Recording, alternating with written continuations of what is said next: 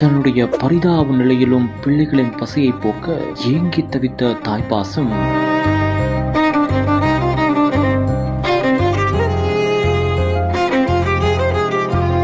என் உயிரே போனாலும் பரவாயில்ல, என் பிள்ளைகளுடைய பசியை எப்படியாவது ஆற்றணும்.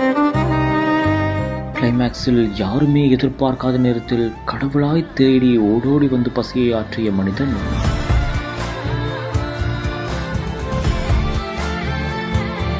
இந்த உலகத்துல ஒரு தாய்ப்பாசத்துக்கு ஈடு இணை எதுவுமே இல்லை அப்படின்னு சொல்லலாம். அப்படிப்பட்ட ஒரு தாய்ப்பாசம் நாய்க்குள்ளேயும் இருக்குன்னு சொன்னா ஆச்சரியமா இருக்குல்ல. அவங்க தன்னுடைய பிள்ளைகளுக்கு எப்படியாவது பசி ஆற்றணும் அப்படின்னு சொல்லிட்டு பசியாற்றி தன்னுடைய உடலே இழைச்சு போய் காணப்பட்டிருக்கு. அது மட்டும் இல்லாம அந்த சமயத்திலையும் தன்னுடைய பிள்ளைகளுக்காக சாப்பாடை தேடி அலைஞ்சிருக்கு. அப்பதான் ஒரு மனிதன் இதெல்லாம் பார்த்துட்டு இருந்து தேடி ஓடோடி வந்து அந்த நாயுடைய பசியையும் ஆற்றிருக்காரு. இவருடைய இந்த ஒரு செயல் எல்லாருமே இப்போ மெய்சில் இருக்க வச்சிருக்கு.